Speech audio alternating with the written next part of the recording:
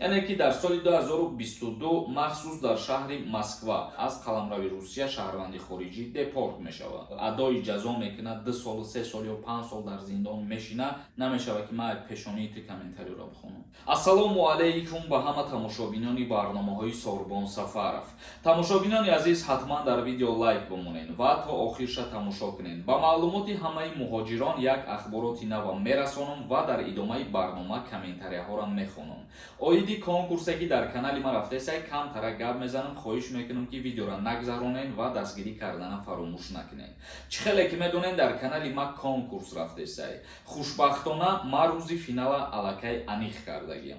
Рӯзи 1 феврал ба вақту соати ҷумҳурии Тоҷикистон соати 21:00 дар канали Юрис-TJ финали мо баргузор мегардад. Касое ки мехоҳанд аз конкурси ма билет харидорӣ кунанд, билет ҳаст сай ҳозирашда. Номерои WhatsApp ки дар рӯи экран ҳаст, дар ҳамин номерои WhatsApp картаи Сбербанкам свизат кардагиай. Карта ба номи Мунис мебирояд. Сумтона дар карта мепартоен ва чектона дар ҳамин рақамҳои WhatsApp равон мекунен. Агар як билет бихарен, нархи як дона билет 250 рубла дар бар мегирад. Агар ба аксия билет бихарен, ба 1000 рубл 10 дона билетон метиҳем. Нафарое ки билет харидагиен, як дастгирӣ дига кунен, як донаи ё ду донаи дигар билет бихарен, билетҳои мо тезтар тамом мешаванд. Вазорати умурии дохилии Федератсияи Русия шумораи қонуншиканиҳо дар соҳаи муҳоҷирати Москавро эълон намуданд. Полисияи пойтахти Русия натиҷаи кори як соли ахирро ҷамъбаст карда, аз ҷумла дар бораи шумораи нақзи қонунгузории муҳоҷират хабар додааст. Соли гузашта дар Москав беш аз 214 000 қонуншикании маъмурии қонунгузории муҳоҷират ошкор карда шудааст. яъне ки дар соли 2022 махсус дар шаҳри Москва 214 000 қонуншикании ҳуқуқвайронкунии маъмурӣ ба қайд гирифта шудагиай. Ба иттилооти ин ниҳод, полисияи пойтахт бо ширкати муовини вазири умурии дохилӣ Владимир натиҷаи кории як соли охирро ҷамъбаст карданд. Зиёда аз 214 000 ҳуқуқвайронкунии маъмурии қонунгузории муҳоҷират ошкор шуда, илова бар ин соли гузашта мақомоти марбута 7% ҳолати ғайриқонунӣ ба кор қабул шудани муҳоҷиронро ошкор кард. яъне гуфта мешавад, нафароне ки дар Федератсияи Русия кору фаъолият мекунанд, ғайриқонунӣ кору фаъолият кардан гуфтана мо ира дар назар дорем ки бо ширкатҳои коритон мақсад шартнома надорем. Шартнома надоштан и аллакай худаш неофициально кор кардан дар қаламрави Русия ба ҳисоб меравад ва гуфта мешавад ки аз ҷониби Вазорати корҳои дохилии Русия қайд намуданд ки дар соли 2022 маълумоти ҷиноятҳои муҳоҷирон 10% зиёдтар шуда. Аз ин лиҳоз ба ҳамаи муҳоҷирон тавсия доданд ки дар ҳолати кору фаъолият кардан дар Федератсияи Русия ҳуҷҷатҳои худро дуруст тахт намоянд. яъне ки аллакай ба ҳамаи муҳоҷирон огоҳ карданд ки дар соли 2023 ба кирдорҳое ки дар соли гузашта даст заданд, даст назананд. Барои кору фаъолият кардан қонунӣ кор кунанд, патент дошта бошанд, шартнома дошта бошанд, регистратсияошон хуб бошад. Дар ҳолати иҷро накардани қонуну қоидаҳои Федератсияи Русия аз қаламрави Русия шаҳрванди хориҷӣ депорт мешавад. Мегзарем ба қисми як ахбороти дигар. Қариб 30 миллион сомонӣ даромади блогерони тоҷик ва огоҳиномаи мақомот ба 80 нафар.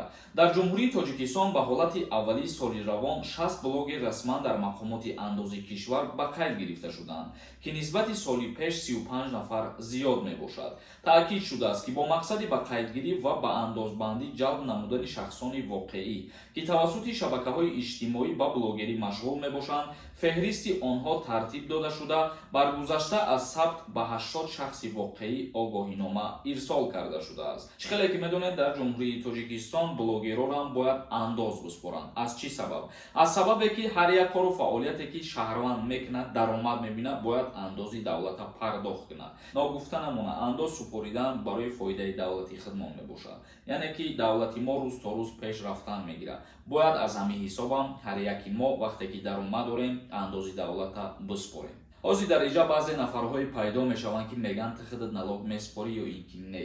бале, шукри худо ки ман аз соли 2018 то имрӯз налог меспорам.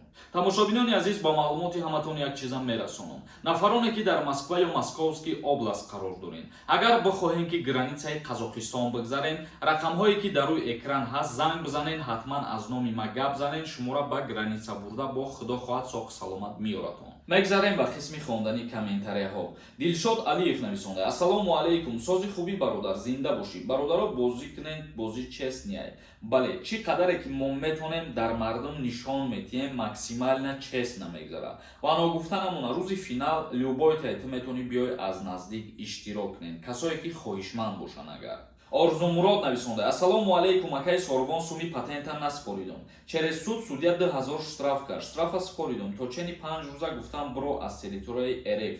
Биромадам. Чӣ хел фаҳмем ки дорам видварения ё ин ки не. Ку ягон видео кунед дар бораи видварения. Оиди видварения ма гуфтум ки касе розӣ боша фикроша дар комментария бинависонам ва видеои алоҳида мекунам. Вале мутаассифона 3-4 нафар нависондае ки оиди видварения видео кун, ба ҳамин хотир ҳозираш дар видеои пурра намешавад дар ибора, то мардум талаб накунад. Оиди чӣ хел ту бифаҳмӣ, агар ки судя қарор бировардагӣ бошаву дар дастат додагӣ бошанд ягон қоғаз, ҳамун қоғаза бихон дар ҳамунҷа нависондагӣ. Агар видварения кардагӣ бошанд нависондагӣ ҳаст. Ҷаббор нависонда: салом Сорбон, раҳмат ба суханҳои хубат. Ман якум бора бозӣ кардесам. Дар мошин завқи зиёд дорам. Яке бахтам механда аз дасти шумо соҳиби мошин мешем. Худо хоҳад як билет харидам. Худованд касе ки билет харида беиқболш накунад. Ҷовидон нависонда: ассалому алейкум, ҳамин хел хабарҳои нав дар Қазоқистон шавад видео кунем. Мо оиди ҳамаи хабарҳо кӯшиш мекунем ки видео кунем ва ба маълумоти ҳамаи шумо бирасонем. Чунки шаҳрвандони ҷумҳурии Тоҷикистон танҳо дар қаламрави Россия қарор надоранд. Ғайри Россия ҳастай дар Узбекистон қарор доранд ё ки дар Қазоқистон қарор доранд. Ба ҳамин хотир шумо ҳамаи хабарҳоро метавонед ки аз канали мо дастрас кунед. Одинаев нависонда: ассалому алейкум ва раҳматуллоҳи ва баракоту. Сози хуби бародар, ма айзона биромадам депорт кардам, лекин модари ма гражданини РФ аст. Ма чикор кунам ки ҳуй шава депорти ма? Як совете бародар, ҳазор раҳмати калон. Дар ҳолате ки модари шумо гражданини Россия боша, шумо ба воситаи модартонам ҳатто наметавонед ки депортона кушода кунед. Ва як чизи дигаре ки вақте ки одам дар Федератсияи Русия ҷиноят содир мекунад, мутобиқи кодекси ҷиноиш, дар ин ҳолат бояд ки депорт накунанд. Шуморо барои чӣ депорт кардиан дар инҷа нанависондем, чунки вақти шаҳрванди хориҷӣ ҷиноят мекунаву адои ҷазо мекунад, 2 сол, 3 сол ё 5 сол дар зиндон мешинад, вақте ки аз зиндон берун мешавад, вай депорт кардан намешавад. Парвина нависонда: салом, мешавад ки ман як зани муҳоҷир мехоҳам ба Душанбе раваму дар байни 20 рӯз обратно гардам. Мешавад, проблема намешавад, ҳамаи документҳом 100%. Пешакӣ раҳмат. Дар ҳолате ки ҳамаи ҳуҷҷатҳои шумо 100% боша, ягон проблема намешавад. Метавонӣ биёй 1 рӯз 2 рӯз бести бо обратно ба Федератсияи Русия сафар кунӣ. Саидбек нависонда: ака билет ҳастай WhatsApp да менависем, ҷавоб наметиҳанд ку. Бародарои азиз, WhatsApp-и конкурси мо 24 соат гирёнай. Кае ки мехоҳем бинависен ва кае ки мехоҳем билет бихарен ҳастай ҳозирашда. TikTok нависонда: салом, ман мигратсионкама ғалтондум дар Сахарова. Бе мигратсиони гирифтан мешава патента ё ин ки не? Дар ҳолате ки мигратсиони картатона гум мекунед ё ки на мисол меги ғалтонӣ дар ягон ҷо, шумо ҳатман бояд муроҷиат кунед ба ягон мақомдоре ки аз дасташ биёя, агар мигратсиони картара вастанавид кунад, чунки мигратсиони картарам ҳуҷҷати зарурӣ барои муҳоҷирон мебошад. Комилов нависонда: браҷон, комментарияда ҷавоб де. Ман ҳурматам баланд ба ту, лекин комментарияи манда ҷавоб надодӣ. 19/01/23 видеода комменташа хон класса бигивача. ҳазор раҳмати калон бародари азиз. баъзе ҳолатҳое мешавад ки мо саволҳои такрориро намехонем, узри зиёд мепурсем аз касое ки ба саволҳошон ҷавоб нагирифтем. метавонед ки як бори дигар рӯй кунед саволтона, худо хоҳад ҷавоб мегардонем. Хумсангир ба пеш нависонда: ҳар рӯз телефонҳои нав хай дидем, фаҳмидем ки магазини телефон доштаӣ, ҳар рӯз алиш мекунӣ. касе норозие дар комменти ман лайк бимонад.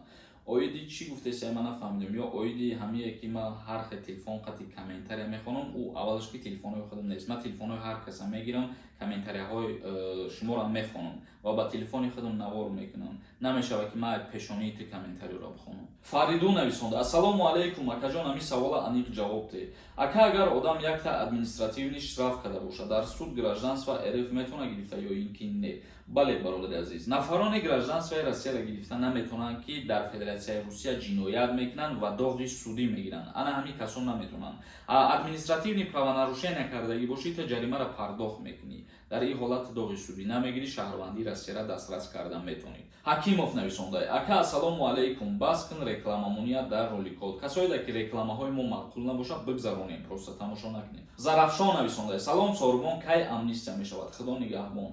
Худованд шуморо нигаҳбон боша. Авфи муҳоҷирон ҳозираш аниқ нестай ва аз ҷониби президенти Русия чиз тасдиқ мешавад. Тамошобинони азиз, ба ҳамин видеои имрӯзаро ҷамъбаст мекунем то барномаҳои оянда. Худованд ҳамаи мо шуморо нигаҳбон бошад. RenderForest.com